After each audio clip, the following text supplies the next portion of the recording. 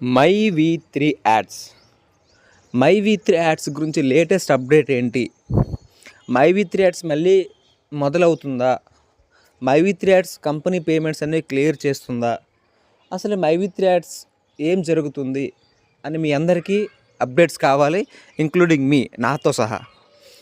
నేను ఈ particular video ద్వారా, ఆడియో ద్వారా మీ ముందుకు ఎందుకు వచ్చానంటే, నా టీమ్మేట్స్ చాలామంది, సార్ మైవి3 యాడ్స్ అప్డేట్ ఏమైనా ఉంటే చెప్పండి సార్, కొంచెం తెలుసుకుంటే మాకు కూడా ధైర్యంగా ఉంటుంది కదా, అసలు కంపెనీ మళ్ళీ మొదలవుతుందా మొదలవదా, అసలు ఏం జరుగుతుంది సార్ కంపెనీలో కొంచెం చెప్పండి అని అడిగితే, నిన్ననే నాకు వచ్చిన ఇన్ఫర్మేషన్ని ఈవేళ వీడియోలో, ఆడియోలో నేను మీతో షేర్ చేసుకుంటున్నాను.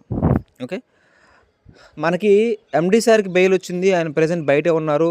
వీక్లీ వెళ్ళి సైన్ చేసుకుంటే వస్తూ ఉన్నారనమాట. ఇంతకుముందు డైలీ సైన్ చేసేవారంట, ఇప్పుడు కొంచెం ఇంకొంచెం ఫ్లెక్సిబిలిటీ కలిగించి వీక్లీ సైన్ చేసుకుంటున్నారు.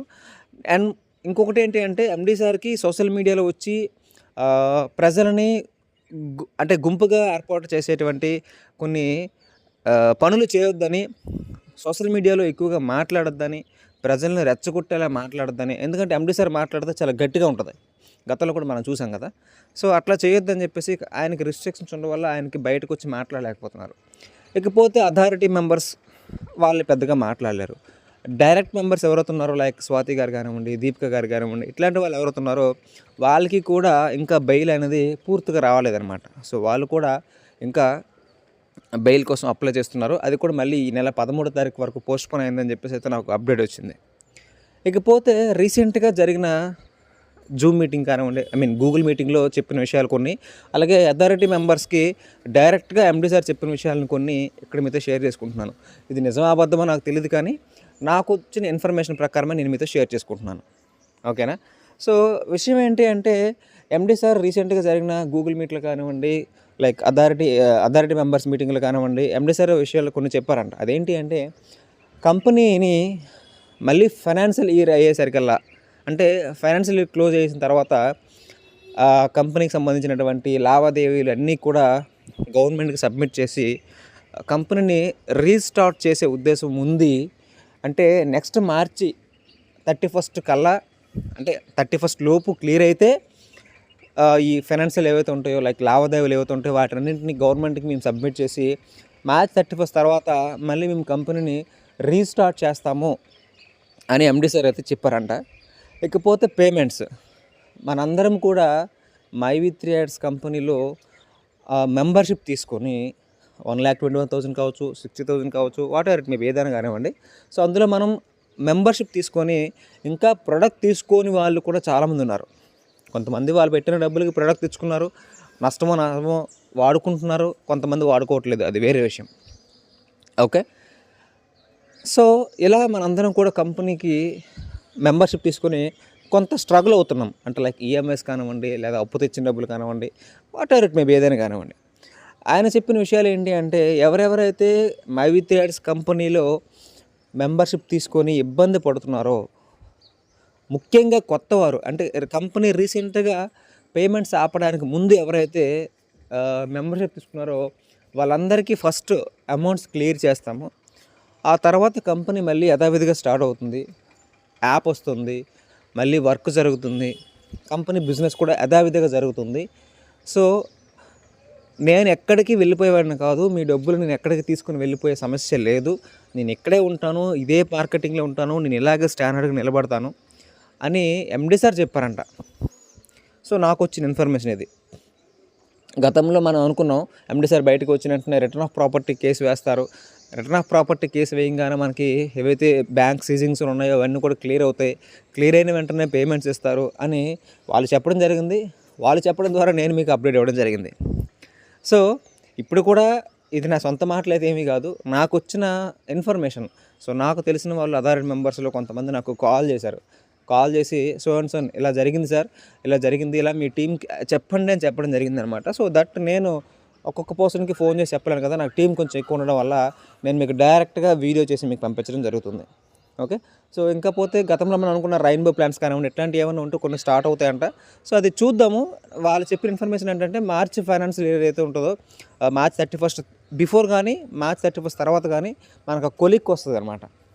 సో ఫైనల్ హియరింగ్ అంటే మనకి ఇది ఫైనల్ హియరింగ్ అనుకోవచ్చు. బేసిక్గా మార్చ్ 31 అయిపోవాలి, అంటే మార్చి నెల మొత్తం మనం కంప్లీట్ అయిపోతే మనకి ఇది ఒక క్లారిటీ వస్తుంది.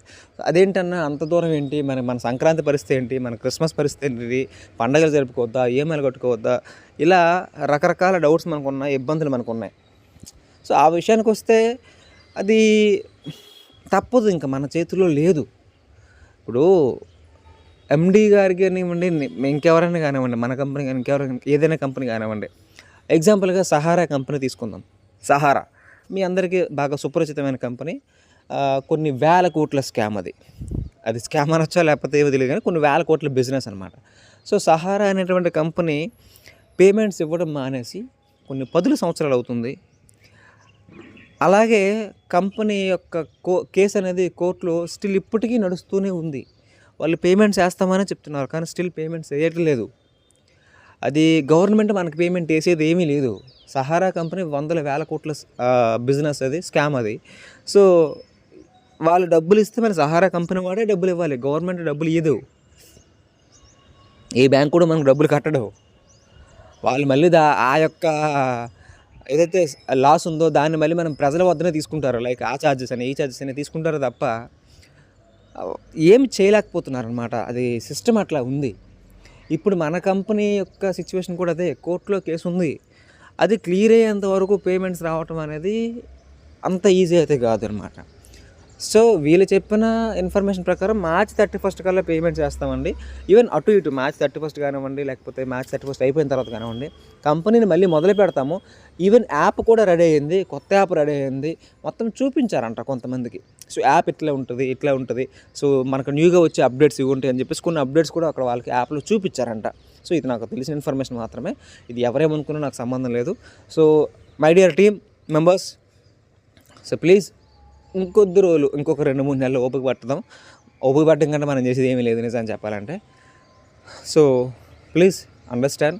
సో కొంతమంది కొంతమంది ఏమంటున్నారంటే, బ్రదర్ మీరేం చేస్తారులే, ఒక మంచి జరుగుతుందని చెప్పేసి మీరు ఇలా ఒక కంపెనీ ఇంట్రడ్యూస్ చేశారు, మీరు అప్పటికే మంచిగా ఎర్న్ చేసుకుంటున్నారు, అప్పటికే కంపెనీ చాలా జెన్యూన్గా ఉంది, ఎటువంటి ఇబ్బందులు లేవు, ఆ టైంలో మీరు చెప్పారు.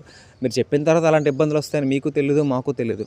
సో మీరేం చేస్తారని బ్రదర్ వెయిట్ చేస్తాను నేను. కొంతమంది ఒక 90% పీపుల్ అట్లా పాజిటివ్గా ఉన్నారు. ఒక 5-10% పీపుల్ ఏంటంటే, ఏందన్నా ఎట్లాంటి కంపెనీని మాకు ఇంట్రడ్యూస్ చేసావు, నీ వల్ల మాకు ₹1,00,000 లాసు, అట్లా ఎట్లా అని చెప్పేసి కొంతమంది అంటూ ఉన్నారనమాట. సో ప్రాఫిట్స్ వస్తే మీరు తీసుకుంటారు, లాస్ వస్తే పక్కన ఉండడం అనేది ఇట్స్ కామన్ హ్యూమన్ బీయింగ్ అనమాట. ఎవరైనా చేసేది, నీ ప్లేస్లో నేనున్న అంతేనేమో, ఐ డోంట్ నో, నాకు తెలియదు సరిగ్గా. ఏదేమైనప్పటికీ ఎవరు ఏది చెప్పినా మంచి జరుగుతుందనే చెప్తాం, మంచి జరుగుతుందనేదే చేస్తాం. ఈరోజు నేను అకౌంట్ చేశాను, నేను ₹2 సంపాదించుకుంటుంటాను మైవీ3 యాడ్స్లో.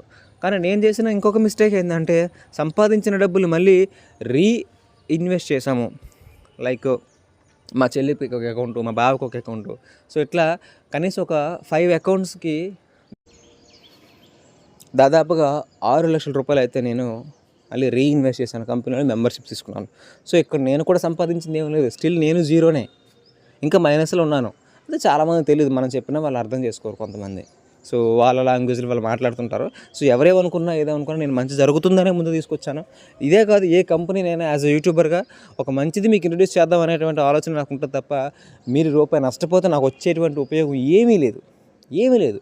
పోనీ మీరు రూపాయి నష్టపోవడం వల్ల నాకు ఏమైనా ₹10 వస్తుందంటే రాదు, అది ఇంపాసిబుల్ కదా.